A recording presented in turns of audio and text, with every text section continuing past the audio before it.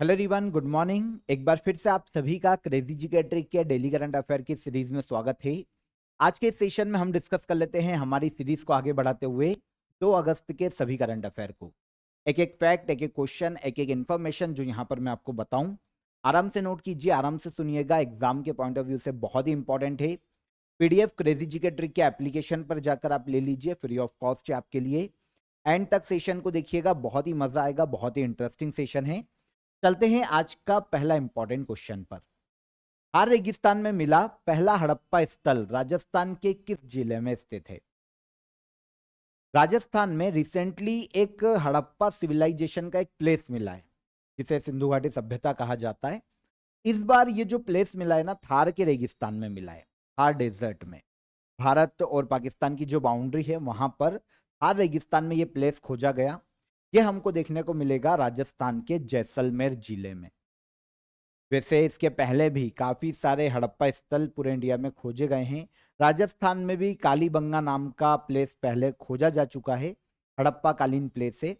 अब यहाँ पर राजस्थान के जैसलमेर जिले में हड़प्पा सिविलाइजेशन की एक और साइट मिली है। पहली बार है जब थार डेजर्ट में कोई साइट मिली है हड़प्पा सिविलाइजेशन की। इसे नाम दिया गया है रताड़िया दी डेरी। एक राजस्थानी वर्ड है, रताड़ियारी डेरी, मतलब ढेर। यहाँ पर राजस्थान के जो लैंग्वेज है, जो मेवाड़ी लैंग्वेज है, उसमें इस वर्ड को यूज किया जाता है। किसी भी चीज का ढेर होता है ना, तो उसके आधार पर कहा जाता है इसकी ये ढेरी है। तो रताड़ियारी ढेरी ये एक पर्टिकुलर प्लेस का नाम दिया गया है। हड़प्पा सिविलाइजेशन का प्लेस है, थार डेजर्ट में, जैसलमेर जिले में हाल ही में ये मिला है। अभी तक इसका ऑफिशियली कोई नाम रखा नहीं गया, लेकिन ये जिस प्लेस पर मिला उसे कहा जाता है रताड़ियारी डेरी। तो अभी इसको इसी नाम से पुकारा जा रहा है। अब यहां पर क्या क्या मिला, तो देखिए, सिंधु घाटी सभ्यता में पूरे इंडिया में जो अलग अलग जगह पर चीजें मिली है, हमें यहां पर भी देखने को मिली है। फॉर एग्जाम्पल, रेड और व्हाइट कलर के हमें मृदभांड देखने को मिले हैं। इसके अलावा कटोरे, घड़े, प्याले, मिट्टी के बर्तन यहाँ पर देखने को मिले हैं। ईंटें देखने को मिली है सिंधु घाटी सभ्यता की। इसके अलावा मिट्टी और शंख से बनी हुई चूड़ियां मिली है। प्राचीन दीवारों के अवशेष मिले हैं, भट्टी के अवशेष मिले हैं।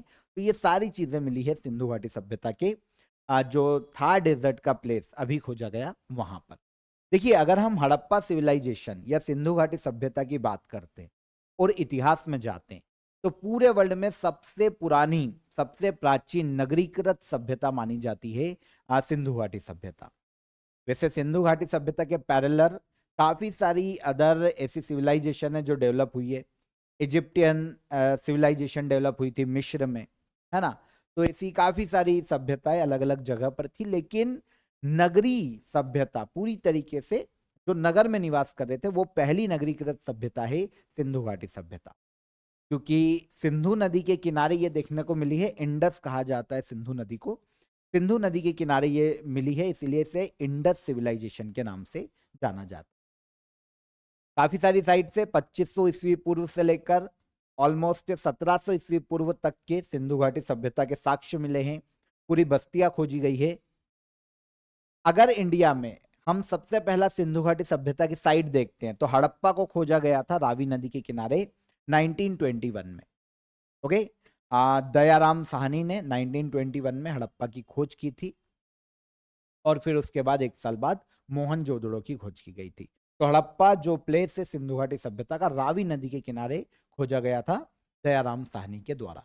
उसके बाद तो पूरे इंडिया में काफी सारी साइट, पंजाब, हरियाणा, राजस्थान, गुजरात, है ना, और अभी वर्तमान में जो पाकिस्तान का क्षेत्र है, काफी सारी अलग अलग साइटें जो कि वर्तमान में मौजूद है। देखिए, अगर हम इंडिया में हड़प्पा साइट देखते हैं, सबसे पूर्वी साइट इंडिया की, तो सबसे पूर्वी ईस्टर्न जो साइट है वो है आलमगीरपुर, मेरठ, उत्तर प्रदेश में। सबसे वेस्टर्न साइट देखते हैं हड़प्पा की, तो ये सुख्ता गैडोर है, वर्तमान में बलूचिस्तान में है ना। इंडिया अब ये अलग हो चुका है। अगर सबसे नॉर्दर्न साइट देखते हैं इंडिया से, तो ये मांडा है, जम्मू कश्मीर राज्य में सबसे उत्तरी साइट। और अगर सबसे दक्षिणी साइड देखते हैं, तो ये हमको देखने को मिलेगी दायमाबाद। ये है महाराष्ट्र के अहमदनगर में दायमाबाद, ठीक है, सबसे दक्षिणी साइड। आगे आएंगे, विक्रम साराभाई अंतरिक्ष केंद्र का नया निदेशक किसे नियुक्त किया गया है? विक्रम साराभाई अंतरिक्ष केंद्र या विक्रम साराभाई स्पेस सेंटर, इसके नए डायरेक्टर के रूप में अपॉइंट किए गए हैं हाल ही में A Raja Ranjan. Answer C. Vikram Sarabhai space centre की बात करते हैं तो ये इसरो के लिए काम करता है। ये जो सेंटर है इसरो के अंतर्गत कार्य करता है। रॉकेट और स्पेस व्हीकल के क्षेत्र में रिसर्च एंड डेवलपमेंट के लिए काम करने वाला सेंटर। फॉर एग्जाम्पल अगर हम देखें कि इसका काम क्या है, देखिए इसरो क्या करता है। हमारा प्रमुख स्पेस एजेंसी है इसरो। सैटेलाइट अंतरिक्ष में प्रक्षेपित करना ये काम इसरो का है ना, अंतरिक्ष से संबंधित सारे काम है।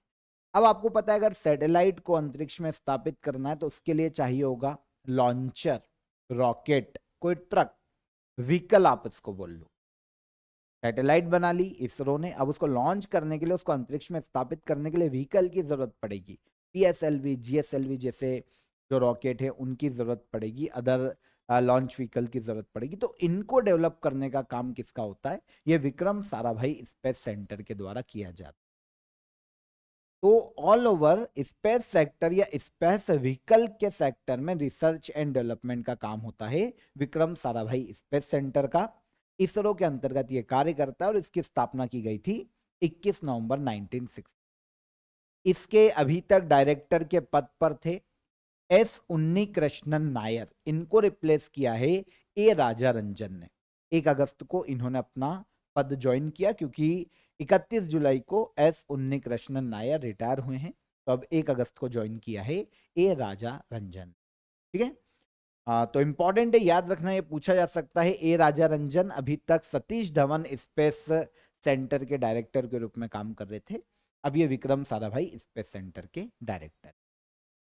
अगला क्वेश्चन, सुप्रीम कोर्ट ने सुरक्षित और मोटर योग्य सड़कों के अधिकार को मौलिक अधिकार घोषित किया है। सुप्रीम कोर्ट ने इसे संविधान के किस आर्टिकल का हिस्सा माना है? तो एक पर्टिकुलर चीज या एक पर्टिकुलर जो राइट होना चाहिए लोगों का, उसे मौलिक अधिकार की श्रेणी में डाला है सुप्रीम कोर्ट ने। सुरक्षित और मोटर योग्य सड़कें ये लोगों का फंडामेंटल राइट होगा, ये सुप्रीम कोर्ट ने कहा है और इसे सुप्रीम कोर्ट ने ऐड किया है आर्टिकल 21 में। आपको कुछ समय पहले मैंने मैटरनिटी लीव का अधिकार बताया था, सुप्रीम कोर्ट ने उसे भी फंडामेंटल राइट घोषित किया था आर्टिकल 21 का। तो सुप्रीम कोर्ट ने कहा है कि सेफ और मोटरेबल रोड्स फंडामेंटल राइट्स का हिस्सा, ये हर व्यक्ति को दी जानी चाहिए। क्या है? सेफ रोड मतलब जहां पर एक्सीडेंट ना हो, एक्सीडेंट ना के बराबर हो, अच्छी सड़कें हो। मोटरेबल रोड की बात करें तो जहां पर गाड़ियां चलती है, कार, बाइक या बस, ये जो चलाई जाती है, ऐसी सड़कें अच्छी होना चाहिए, एक्सीडेंट जोन फ्री होना चाहिए। ये हर व्यक्ति का फंडामेंटल राइट है कि उनको ये मिले देश में, जो बड़ी सड़कें हैं स्पेशली, तो वो उनको ऐसी मिलनी चाहिए। तो सुप्रीम कोर्ट ने बोला है कि ये लोगों का फंडामेंटल राइट है आर्टिकल 21 के तहत। सुप्रीम कोर्ट के 2 जजेस की बेंच ने, जिसमें जस्टिस JB पारदीवाला और जस्टिस R महादेवन शामिल थे, इन्होंने ये डिसीजन दिया। आर्टिकल 21 किसकी बात करता है? जिसमें इसको शामिल किया गया उसकी तो बात करें हम। तो आर्टिकल 21 की बात करें तो राइट टू लाइफ और लिबर्टी की बात करता है, पर्सनल लिबर्टी, प्राण और दैहिक स्वतंत्रता आर्टिकल 21 में उल्लेखित है। अगर देश में नेशनल इमरजेंसी भी लगाई जाती है ना, तो आर्टिकल 20 और 21 ऐसे फंडामेंटल राइट है जो कभी खत्म नहीं होते। तो आर्टिकल 21 है इनमें से लाइफ एंड पर्सनल लिबर्टी का मौलिक अधिकार, हर व्यक्ति का मौलिक अधिकार। इसमें समय समय पर सुप्रीम कोर्ट द्वारा काफी चीजें जोड़ी जाती है क्योंकि संविधान की व्याख्या करने का अधिकार, डिफाइन करने का अधिकार सुप्रीम कोर्ट को है। संविधान का संरक्षक कौन है देश में? सुप्रीम कोर्ट है। इसीलिए सुप्रीम कोर्ट समय समय पर काफी चीजें हैं जो कि उसने आर्टिकल 21 में इंक्लूड की है देश के नागरिकों की रक्षा के लिए। राइट टू प्राइवेसी आर्टिकल 21 का ही पार्ट है according to Supreme Court verdict. Article 21 में राइट टू प्राइवेसी आ जाती है, राइट टू क्लोथ्स आ जाते हैं, राइट टू क्लीन एनवायरमेंट आ जाता है, जो जीने के लिए जरूरी है किसी व्यक्ति के, वो सब आर्टिकल 21 का हिस्सा है। वैसे ऐसा नहीं कि सभी, लेकिन जो सुप्रीम कोर्ट बता देगा वो तो हो ही जाएगा। राइट टू लाइवलीहुड, है ना, आजीविका का अधिकार, right to health, right to education, ये सारे जो अधिकार है ये मौलिक अधिकारों में ही शामिल किए जाते हैं। वो right to water, right to food, ये आर्टिकल 21 के मौलिक अधिकार। इसमें एक और जोड़ा है सुप्रीम कोर्ट ने, यह है सेफ एंड मोटरेबल रोड, ये भी आर्टिकल 21 का फंडामेंटल राइट घोषित। म्यांमार का नया प्रधानमंत्री किसे बनाया गया है? म्यांमार जो कि एक दक्षिण पूर्वी एशियाई देश है, प्राचीन काल में बर्मा के नाम से जाना जाता था, कभी इंडिया से अलग हुआ था 1935 के एक्ट के माध्यम से, हालांकि ये अलग हुआ था 1937। तो 1935 के एक्ट जो भारत शासन अधिनियम था उसके माध्यम से इसे भारत संघ से अलग किया गया था, बर्मा के नाम से उस वक्त जाना जाता था, अब ये म्यांमार है। तो म्यांमार के नए प्रधानमंत्री यू न्यो साक को नियुक्त किया गया है, यू न्यो साक। म्यांमार जो कि दक्षिण पूर्वी एशियाई देश है, इसमें आखिरी बार इलेक्शन हुए थे 2020 में, जनरल इलेक्शन। अब वहां पर जो इलेक्शन हुए ना उसमें 2020 में आंग सांग सू की पार्टी जीत कर आई थी, एक एक्टिविस्ट है ना, एक ह्यूमन राइट एक्टिविस्ट के रूप में भी उन्होंने काम किया, काफी काम किए म्यांमार में, एक क्रांतिकारी नेता के रूप में देखा जाता, तो उनकी पार्टी जीत के आई थी। लेकिन आर्मी ने उन पर धांधली का आरोप लगाया कि आपने चुनाव में धांधली की है, और उसके बाद जो आर्मी चीफ थे मिंग ओंग, इन्होंने क्या किया था, तख्ता पलट कर दिया था आंग सांग सू की गवर्नमेंट, और उसके बाद आर्मी के अंडर में था म्यांमार अभी तक 2021 से। अब 2025 में दिसंबर में इलेक्शन होने हैं म्यांमार में, तो उसके पहले अब इन्होंने जो आर्मी रूल है वो हटाया है म्यांमार में, मिंग ओंग ने, जो कि आर्मी चीफ है, और उन्होंने अपनी नई सरकार का जो अंतरिम प्रमुख है वो नियुक्त किया है पीएम के रूप में यू न्यो सा को। और इसके अलावा state security and peace commission का भी गठन किया है, जिसके अध्यक्ष मिंग ओंग ही है। मिंग ओंग हो गए इस संस्था के सदस्य, और नए पीएम हो गए कौन, यून्योसा। तो म्यांमार में 2021 से आर्मी का शासन है, आर्मी ने तख्ता पलट किया था 2020 में, आंग सांग सूकी की party national league for democracy जीत कर आई थी, लेकिन जो आर्मी के सपोर्ट वाली पार्टी थी वो हार गई थी, तो आर्मी ने क्या किया, तख्ता पलट, ठीक है, धांधली का आरोप लगाया आर्मी का, तो आर्मी ने तब तख्ता पलट कर दिया। एक्चुअल में जो म्यांमार की कॉन्स्टिट्यूशन है ना, उसमें भी जो पार्लियामेंट है उसमें 25% सीटें आर्मी के लिए रिजर्व है, तो आर्मी पहले से ही पावरफुल है। म्यांमार में केवल 75% सीटों पर ही इलेक्शन होते हैं, 25% तो आर्मी के लिए ही रिजर्व। पीएम हो गए, इनका समझ में आ गया, यू न्यो सा। और जो आर्मी चीफ है मिन ओंग, ये प्रमुख बन गए हैं किसके, ये प्रमुख बने हैं मिंग योंग की बात करें तो state security and peace commission के। ये मिलिट्री की एक बॉडी है, सिक्योरिटी और चुनाव की निगरानी रखने के लिए इसका गठन किया है ना। उद्देश्य है कि एडमिनिस्ट्रेशन जो हो वो सही तरीके से चले और सही तरीके से चुनाव कंडक्ट कराया जा सके, जबकि भाई तख्ता पलट करने वाला भी आर्मी है वहां पर, ठीक है, रूल इस रूल है ना, जो रूल है वो रूल है, ठीक है। चलिए, म्यांमार की बात करें तो बर्मा के नाम से प्राचीन काल में जाना जाता था। India, Bangladesh, China, Laos, Thailand, ये सब म्यांमार से अपनी बाउंड्री शेयर करते हैं। नेपिता म्यांमार की कैपिटल है, और क्यात यहाँ की करेंसी, क्यात से क्वेश्चन पूछा जाए तो याद रखना कैपिटल है नेपिदा। अगर इंडिया से लोकेशन देखते हैं तो आप देखेंगे ये दक्षिण पूर्व में आपको यहाँ पर एशिया में देखने को मिलेगा म्यांमार। आगे बढ़ने से पहले ऑफर ऑफ द डे आपको बता देता हूं, आप सभी के लिए करंट अफेयर की शंखनाद हमारी जो ईयरली ई बुक है वो आपके लिए अगस्त 2025 तक अपडेटेड अवेलेबल है, आप इसे ज्वाइन कर सकते हैं। डिटेल करंट अफेयर आपको इस ई बुक में देखने को मिलेगा, 1000 प्लस एमसीक्यूज देखने को मिलेंगे करंट अफेयर के, और 500 से ज्यादा वन लाइनर आपको इस ई बुक में अवेलेबल है। हिंदी और इंग्लिश दोनों में ही आप इसे ज्वाइन कर सकते हैं, दोनों की लिंक मैंने आपको डिस्क्रिप्शन में दे दी है, काफी अफोर्डेबल प्राइस पर अभी आपके लिए अवेलेबल है। कोई भी अड़ल आता है तो नीचे हेल्पलाइन नंबर पर आप कॉल कर लीजिए, आपकी क्वेरी सॉल्व हो जाए। तो 2025 की करंट अफेयर शंखनाद ईयरली ई बुक है ना, तो डिटेल करंट अफेयर आपको इसमें मिल जाएगा, हिंदी और इंग्लिश दोनों ही लैंग्वेज की लिंक डिस्क्रिप्शन। चलते हैं अगले क्वेश्चन पर। तावलकोट हाइड्रो पावर प्रोजेक्ट किस नदी पर बनाया जाएगा? सावलकोट हाइड्रो प्रोजेक्ट ये बनाया जाएगा चिनाब नदी पर Jammu Kashmir. Sawalkot hydro power project Chenab नदी पर बनाया जाने वाला। एक्चुअल में क्या हुआ था कि ये 1980 में इसका काम शुरू हो गया था। ये जो जो हाइड्रो पावर प्रोजेक्ट हम देख रहे हैं ना, सावलकोट, 1980 में इसका निर्माण शुरू किया गया था, लेकिन इंडस वाटर ट्रीटी इसके बीच में आ रही थी। 1960 में सिंधु जल समझौता, जिसको ऑपरेशन अभी जो पहलगाम घटना हुई थी उसके बाद गवर्नमेंट ने रद्द कर दिया था।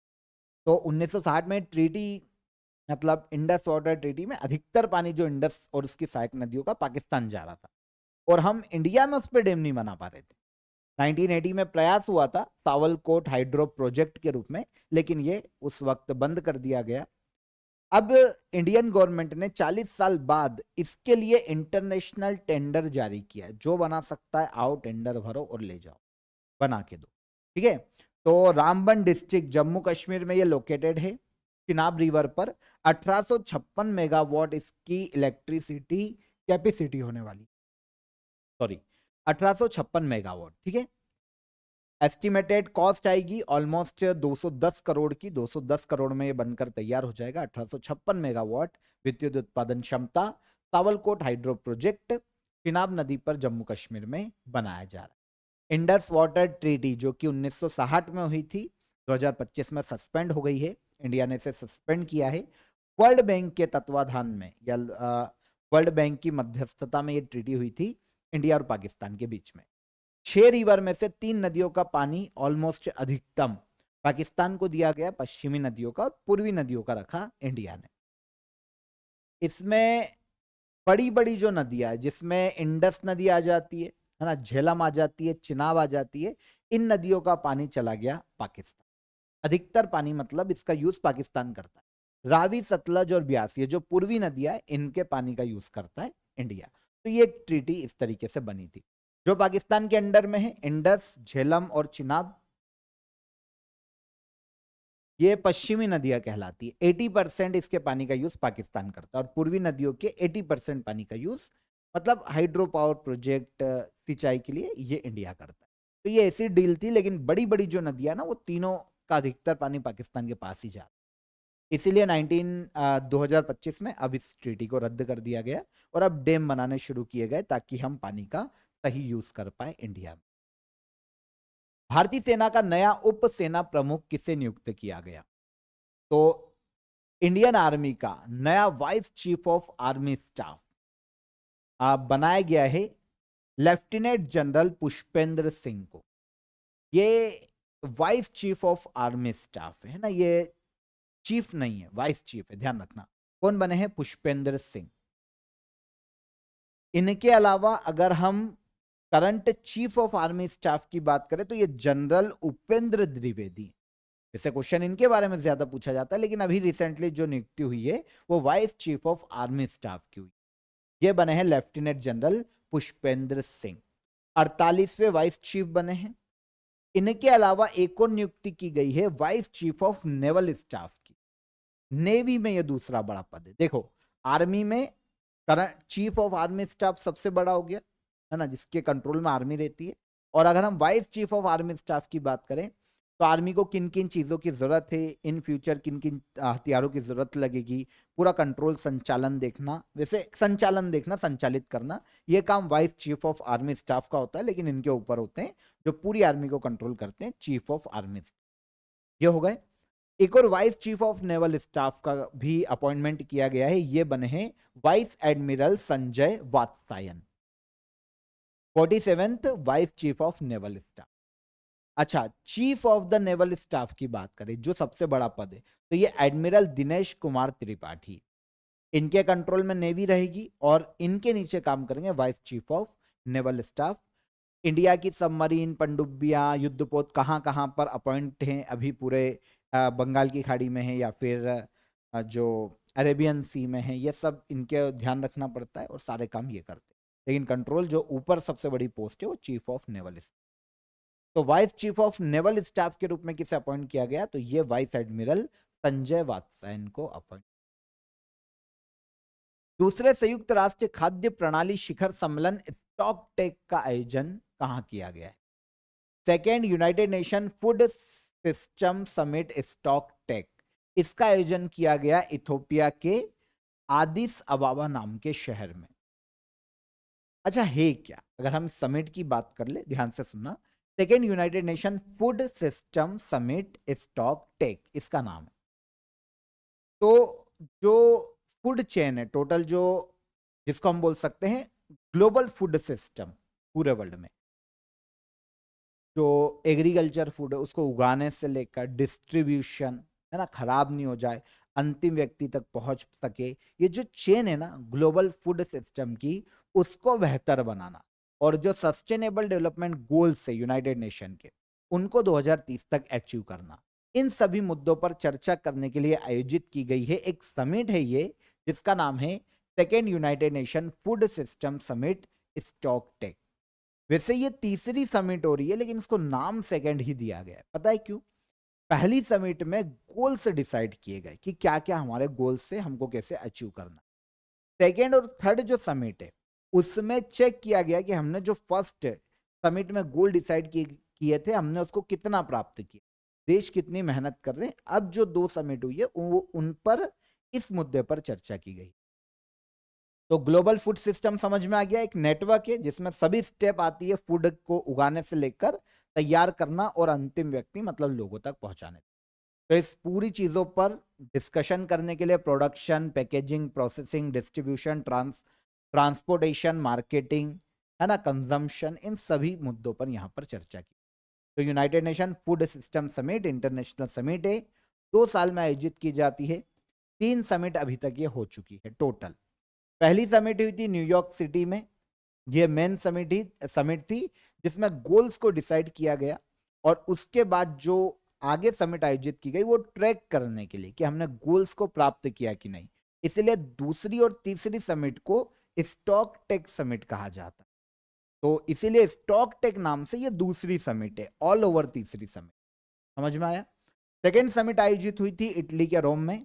अब तीसरी समिट का आयोजन किया गया है इथोपिया के अदिस अबाबा में। हालांकि साथ में को होस्ट इटली ही है यहाँ पर, लेकिन मेनली जो समिट हुई है इथोपिया के अदिस अबाबा नाम के शहर में की गई। हाल ही में फॉर्च्यून ग्लोबल 500 सूची 2025 जारी की गई। वर्ल्ड की 500 टॉप कंपनियों की ये लिस्ट है, फॉर्च्यून मैगजीन जारी करती है, यूएसए की एक मैगजीन। तो हाल ही में फॉर्च्यून ग्लोबल 500 सूची 2025 जारी की गई। इस सूची में भारत के लिए सर्वोच्च रैंक किस कंपनी ने प्राप्त की? तो फॉर्च्यून ग्लोबल 500 लिस्ट 2025 में इंडिया की सबसे टॉप पर जो कंपनी रही है ये रिलायंस इंडस्ट्रीज लिमिटेड है। रिलायंस इंडस्ट्री लगातार 22वीं बार भारत की टॉप कंपनी रही है फॉर्च्यून मैगजीन। दुनिया की कंपनीज को उनके रेवेन्यू के बेसिस पर रैंक किया जाता है, रेवेन्यू कितना जनरेट कर रही है, कितने सस्टेनेबिलिटी से काम कर रही है, इन आधार पर अलग अलग डायमेंशन से, इसके आधार पर फॉर्च्यून मैगजीन यूएसए की इस लिस्ट को जारी करती है। 500 कंपनी, वर्ल्ड की जो 500 कंपनियां हैं मोस्ट इंपॉर्टेंट बड़ी, उनको रैंक देती है। इंडिया की जो सबसे टॉप पर है ना इस रैंकिंग में, वो है रिलायंस इंडस्ट्री। हालांकि अगर हम कंपनी की रैंक देखें तो ऑल ओवर रैंकिंग में ये 88th रैंक पर है, लेकिन इंडिया से ये टॉप पर है। 2024 में ये 86th रैंक पर थी, तब भी टॉप पर थी, और अब 88 रैंक पर है, तो भी टॉप पर है। इस लिस्ट में सबसे टॉप पर जो कंपनी है वो वॉलमार्ट है, सेकेंड अमेजन, थर्ड है स्टेट ग्रिड। वैसे इतनी याद रखना नहीं पड़ेगी, तो आप वॉलमार्ट को, अमेजन को याद रख लो, ये रख भी पाओगे आप। इंडिया में टॉप पर है रिलायंस इंडस्ट्री। तो याद रखना चाहिए आपको, Fortune global 500 list international ranking है, फॉर्च्यून मैगजीन जारी करती है, हर साल निकालती है यूएसए की मैगजीन। भारत से मिले नए दुर्लभ ब्लड ग्रुप का नाम क्या रखा गया है? इंडिया से एक नया रेयर ब्लड ग्रुप मिला है, इसको नाम दिया गया है क्रिब। Answer B, crib. ठीक है, देखिए बेंगलुरु में एक महिला आई थी कुछ इलाज करवाने, उनमें एक रेयर ब्लड ग्रुप की खोज की गई है और इसको नाम दिया गया है क्रिब। बात करेंगे हम पूरा केस क्या है। अब देखिए क्रिब जो वर्ड बना है ना यहाँ पर CR का मतलब है क्रोमर, और आखिरी के जो आई और बी यूज किए गए ना उसमें एक आई से इंडिया और बी से बेंगलुरु, क्योंकि बेंगलुरु में महिला में मिला। दुनिया के 47 ब्लड ग्रुप सिस्टम होते हैं पूरे वर्ल्ड में, 47 ब्लड ग्रुप सिस्टम है। इसमें सबसे जो सामान्य ब्लड ग्रुप होते हैं ना, ABO ब्लड ग्रुप सिस्टम होता है, जिसमें A blood group, B, O positive ये रहते हैं। फिर एक RH होता है ब्लड ग्रुप सिस्टम, और एक क्रोमर ऐसे blood group system, total 47 blood group system. अब क्या होता है, जो 47 ब्लड ग्रुप सिस्टम है उसमें से एक ब्लड ग्रुप सिस्टम है क्रोमर। क्रोमर ब्लड ग्रुप में जो ब्लड में RBC होते हैं ना, उसमें एक प्रोटीन पाया जाता है जिसे DAF कहा जाता है, डिके एक्लेरेटिंग फैक्टर, और CD55 ये एक प्रोटीन है। और इसके अंदर भी एक स्पेशल प्रोटीन पाया जाता है जिसे कहा जाता है क्रोमर एंटीजन। ये एक स्पेशल प्रोटीन है अंदर उसके, क्रोमर एंटीजन पाया जाता है। अब नॉर्मली अगर ये सेम है क्रोमर एंटीजन जो कि स्पेशल प्रोटीन है किसके अंदर, DAF के अंदर, अगर वो प्रोटीन में मेल खा रहा है किसी से तो वो कॉमन है क्योंकि वो पहले से ही रजिस्टर्ड है। लेकिन अगर कोई नया क्रोमर एंटीजन मिल जाता है किसी भी व्यक्ति में जो आज तक नहीं खोजा गया, तो ये नया ब्लड ग्रुप से एक तरीके का नया ब्लड ग्रुप। ओके, तो अभी जो महिला में ब्लड ग्रुप जो ब्लड मिला है ना, उसमें क्रोमर एंटीजन एक नए तरीका का क्रोमर एंटीजन मिला है। मतलब ये जो स्पेशल प्रोटीन है बहुत ही नए तरीके का मिला है और आज तक ऐसा पहले देखने को नहीं मिला। इसीलिए एक नया ब्लड ग्रुप इंडिया में खोजा गया है, इसको नाम दिया गया क्रीप। क्रोमर ब्लड ग्रुप बहुत रेयर होते हैं, जबकि ABO और RH नॉर्मली मिलते हैं लोगों। ठीक है, बेंगलुरु की महिला में नया क्रोमर एंटीजन पाया गया है, इसीलिए यह नया ब्लड ग्रुप इंडिया में खोजा गया और इसको एक नए नाम से क्रीब के नाम से जाना गया। एंटीजन क्या है? एंटीजन ऐसे पदार्थ है जो कि इम्यून सिस्टम को एक्टिव करते हैं शरीर में।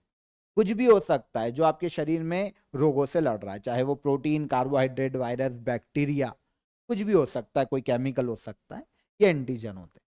अब देखिए जो केस था ना, बेंगलुरु की विमेन आई थी एक कार्डियक सर्जरी करवाने। अब सर्जरी के पहले ब्लड ग्रुप का देखना पड़ेगा कौन सा ब्लड ग्रुप है। अब इनका ब्लड ग्रुप जब मैच किया गया ना तो ABO ये मिलते हैं, तो इनका जो ब्लड ग्रुप है ना वो नॉर्मल मशीन में O पॉजिटिव बताता है। लेकिन जब इसको इंटरनली देखा गया कि भाई क्यों किसी से O+ होने के बाद भी मैच नहीं खा रहा है, तो इनमें जो वो एंटीजन मिला है क्रोमर एंटीजन, वो एक नए तरीके का एंटीजन मिला है। पहले हॉस्पिटल ने जांच कर ली, उनको नहीं मिला, उन्होंने बेंगलुरु में ब्लड रिसर्च की एक बड़ी संस्था को भेजा, उनको भी नहीं मिला, तो उन्होंने भेजा इंटरनेशनल ऑर्गेनाइजेशन को। जो इंटरनेशनल ऑर्गेनाइजेशन है अनाउंस, एक international society of blood transfusion, ये पूरे वर्ल्ड में काम करती है और ये ब्लड ग्रुप को यही निर्धारित करती है। इसको जब भेजा तो इसको भी वो समझ नहीं आया, बिल्कुल नई तरीके का था, तो इसने घोषणा की कि भाई ये एक नए तरीके का ब्लड ग्रुप है जो उस महिला में मिला है और इसको नाम दिया गया क्रीप। आया समझ में? तो international society of blood transfusion की बात करें, साइंटिफिक सोसाइटी है, ब्लड से रिलेटेड रिसर्च गाइडलाइन ये सारा यही निकालती है, ब्लड ग्रुप्स को भी यही मान्यता देती है। इसकी स्थापना 1935 में की गई थी और हेडक्वार्टर देखने को मिलता है नीदरलैंड के एम्स्टर्डम में, नीदरलैंड एम्स्टर्डम। ठीक है, तो ये पूरा केस था। आई होप आपको समझा पाया हूंगा, मैं समझ में आया होगा आपको। लास्ट क्वेश्चन पर आते हैं। BC राय ट्रॉफी 2025-26 किसने जीती? BC राय ट्रॉफी जो कि फुटबॉल की प्रतियोगिता है, ये जीती है मणिपुर राज्य की फुटबॉल टीम ने। किसने? मणिपुर ने BC राय ट्रॉफी। अच्छा, क्वेश्चन ऐसा भी आ सकता है कि BC राय ट्रॉफी किस खेल से संबंधित? फुटबॉल प्रतियोगिता है। अभी इसका आयोजन 2025 में किया गया पंजाब के अमृतसर में। 20 से 30 जुलाई तक मणिपुर ने वेस्ट बंगाल को 3-0 से हराकर इस चैंपियनशिप को जीता है। यह मणिपुर का BC रॉय ट्रॉफी का तीसरा खिताब है, थर्ड चैंपियनशिप, तीसरी बार जीती है BC राय ट्रॉफी मणिपुर राज्य ने।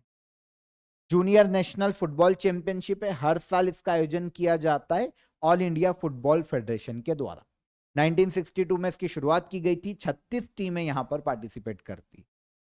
ठीक है, वेस्ट बंगाल के एक चीफ मिनिस्टर है बिधान चंद्र रॉय, इनके नाम पर ये BC रॉय नाम की ट्रॉफी का नाम रखा। ठीक है, 2024 में लास्ट ईयर वेस्ट बंगाल ही विनर था, इस बार ये रनर अप रहा। सबसे ज्यादा वेस्ट बंगाल ने ही 18 बार इस ट्रॉफी का खिताब जीता। डन। तो यहां पर 2 अगस्त के हमारे सभी करंट अफेयर हो जाते हैं।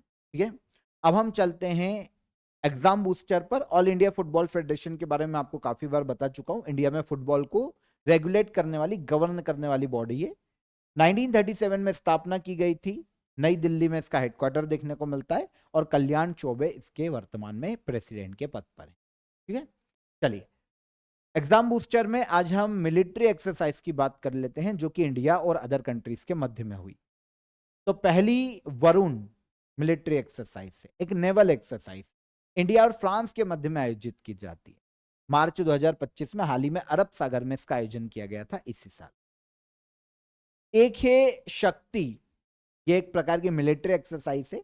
2025 में जून जुलाई मंथ में इसका आयोजन किया गया। फ्रांस और इंडिया के मध्य ही यह मिलिट्री एक्सरसाइज आयोजित की। साइक्लोन 3, ये एक मिलिट्री एक्सरसाइज है जिसका आयोजन इंडिया और इजिप्ट के मध्य में किया जाता है। इसका आयोजन राजस्थान में किया गया था रिसेंटली 2025। साइक्लोन मिलिट्री एक्सरसाइज किन देशों के बीच में आयोजित की जाती है? क्वेश्चन ऐसा है तो इंडिया और इजिप्ट या फिर मिस्र, इजिप्ट को मिस्र कहा जाता है। धर्म गार्जियन बहुत ही इंपॉर्टेंट है, बहुत क्वेश्चन आता है। इंडिया और जापान के मध्य में आयोजित की जाने वाली मिलिट्री एक्सरसाइज है। फरवरी मार्च में ये जापान में इस साल आयोजित की। एक है एक्वेरिन मिलिट्री एक्सरसाइज है, एक प्रकार की ज्वाइंट मिलिट्री एक्सरसाइज। इंडिया और मालदीव के मध्य में इसका आयोजन किया और इस साल अभी ये 2025 में मालदीव में आयोजित की गई। तो याद रखिएगा ये 5 मिलिट्री एक्सरसाइज से इंपॉर्टेंट थी, बता दी मैंने आपको। अब हम चलते हैं लास्ट डे के करंट अफेयर के रिवीजन पर। Doctor M S. स्वामीनाथन की जयंती 7 अगस्त को सतत कृषि दिवस के रूप में किस राज्य ने घोषित किया? यह है महाराष्ट्र। फिर एआई इम्पैक्ट समिट 2026 का आयोजन किस देश में किया जाएगा? एआई इम्पैक्ट समिट 2026 का आयोजन किया जाएगा इंडिया में। ठीक है, किस देश ने 16 साल से कम उम्र के बच्चों के लिए यूट्यूब पर प्रतिबंध लगाया है? यह हो जाएगा ऑस्ट्रेलिया। टाइफून कोमे ने किस देश को प्रभावित किया? इसने प्रभावित किया चाइना को। सेतुबंध विद्वान योजना किसके द्वारा शुरू की गई? इसे शुरू करने का श्रेय दिया जाता है मिनिस्ट्री ऑफ एजुकेशन। भारत का पहला एआई आधारित सड़क सुरक्षा प्रोजेक्ट लॉन्च करने वाला पहला राज्य कौन बना? यह है उत्तर प्रदेश राज्य। गौरी महोत्सव भील समुदाय द्वारा किस राज्य में मनाया जाता है? यह मनाया जाता है राजस्थान में। चर्चा में रहा क्लुचेत्स्काय ज्वालामुखी कहाँ स्थित है? तो क्लुचेत्स्काय ज्वालामुखी हमको देखने को मिलेगा रशिया के कामचटका पेनिसुला पर। फिर फिलिस्तीन इजराइल संघर्ष को समाप्त करने के लिए न्यूयॉर्क डिक्लेरेशन किसके द्वारा लॉन्च किया गया? तो न्यूयॉर्क डिक्लेरेशन को लॉन्च किया है यूनाइटेड नेशन। टीएन मनोहरन का निधन हो गया, ये किस क्षेत्र से संबंधित है? तो ये चार्टर्ड अकाउंटेंट थे, मतलब फाइनेंस के क्षेत्र से संबंधित। ठीक है, जिनका हाल ही में निधन हो गया। ये कल के करंट अफेयर रिवाइज हो गए, हमारे रिवीजन हो गया। क्वेश्चन ऑफ द डे का आंसर ले लें। किस विटामिन की कमी से रतौंधी रोग होता है? तो विटामिन ए की कमी से रतौंधी रोग होता है। न्यूटन के गति का जो पहला नियम है वो जड़त्व का नियम कहलाता है। भारतीय संविधान के किस आर्टिकल के तहत हाईकोर्ट रिट जारी कर सकता है? तो हाईकोर्ट की रिट जारी करने की शक्ति आर्टिकल 226 में उल्लेखित है और सुप्रीम कोर्ट की आर्टिकल 32 में। ये हो गए क्वेश्चन के आंसर। बिल्कुल सही आंसर आए हैं सुप्रिया गुप्ता, सुनील सिंह, बिल्कुल सही आंसर है। आप सभी के जितने भी स्टूडेंट ने कमेंट किया लगभग सभी के सही आंसर है। अब आज के क्वेश्चन ऑफ द डे। भारतीय राष्ट्रीय कांग्रेस की स्थापना के समय भारत के वायसराय कौन थे? पानी का घनत्व किस तापमान पर अधिकतम होता है? और टेलीविजन का आविष्कार किसने किया? पॉज करके क्वेश्चन पढ़ लो, कमेंट में आंसर जरूर कीजिएगा। सेशन पसंद आया हो तो लाइक और शेयर करके जाइएगा और चैनल पर पहली बार आए हो तो सब्सक्राइब कर लो चैनल को। फिर मुलाकात करेंगे नेक्स्ट सेशन में, तब तक ख्याल रखिएगा अपना। जय हिंद, जय भारत।